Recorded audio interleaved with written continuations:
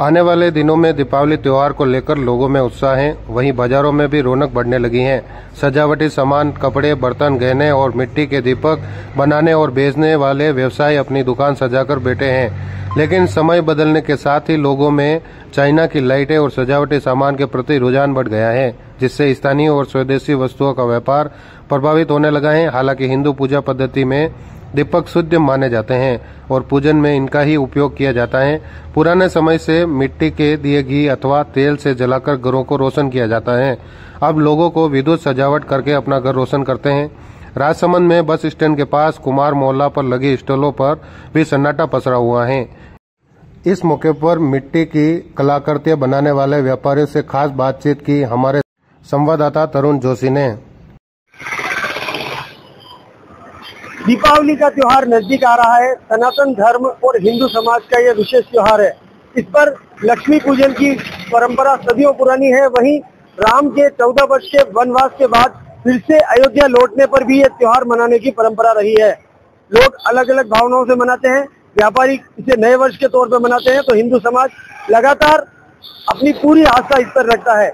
मिट्टी के दियों में दीपक जलाकर महालक्ष्मी का पूजन किया जाता है। 5 दिवसीय इस त्योहार को लेकर राजसमंद के सभी बाजार सज चुके हैं, लेकिन समय और आधुनिकता की दौड़ में ये मिट्टी के दीपकों का स्थान कहीं न कहीं चाइना की लाइटें, इलेक्ट्रॉनिक लाइटें और मोमबत्ती ने ले लिया है, जो सनातन धर्म में सर्वथा वर्जित है।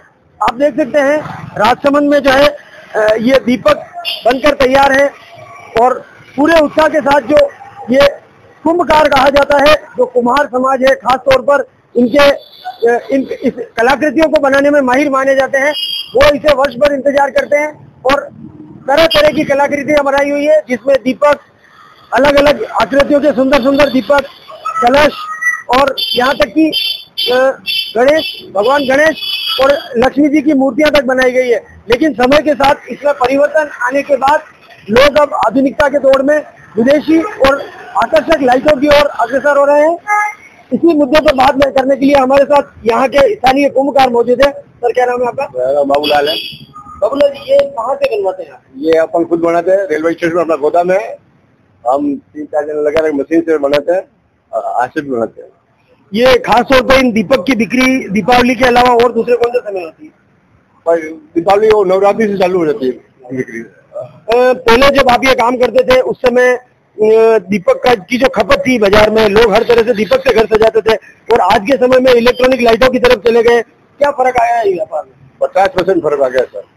पहले 100% बिकते थे, अब 50% ही बिकते हैं। मोमबत्ती जो अलग जलती है, पानी के दीपक आ गए, लाइट की इलेक्ट्रॉनिक दीपक आ गए, लाइट आ गई है, ये 50% कम में आ गई है। तो इस वर्ष की दीपावली को लेकर कितना उत्साहित है, कितना माल इकट्ठा किया है? हमने कम से कम 20,000 दीपक बनाए हैं और अब कितना बिके ये तो समय आएगी बताएगा। अच्छा, ऐसा माना जाता है इनकी खपत कम होने के कारण इनका भाव भी बढ़ा है क्या? भाव तो ये मेरे उम्र से मैं 25 साल से बना रहा हूँ, कर रहा हूँ, भाव रेट तो यही चल रही है। पहले 10 थे, अब 5 बन गए। 10 रुपए के 10 देते थे, पहले 20 देते थे 10 रुपए के, अब 10 रुपए के 5 जाते हैं।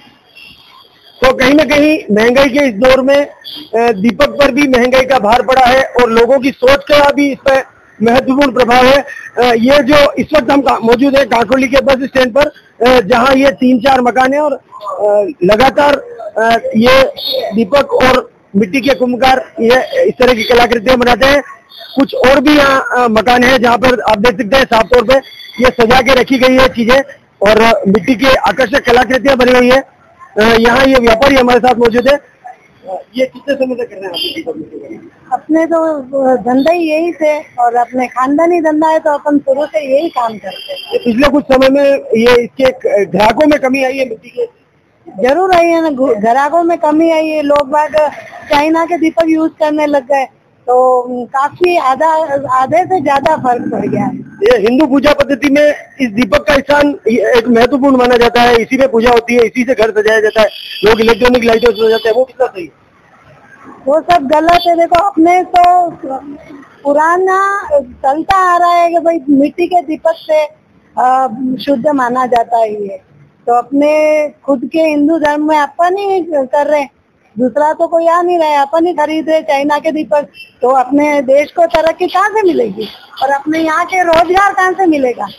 निश्चित रूप से इनका कहना है स्वदेशी जो परंपरा है, भारत देश की जो परंपरा है, उस परंपरा को पूरा करने के बजाय हम आधुनिकता के दौर में इधर उधर जा रहे हैं, जहाँ से जिसके कारण से हमारे यहाँ का व्यापार भी प्रभावित होता है और कहीं न कहीं हमारी जो पूजा पद्धति है उसमें भी फर्क आता है।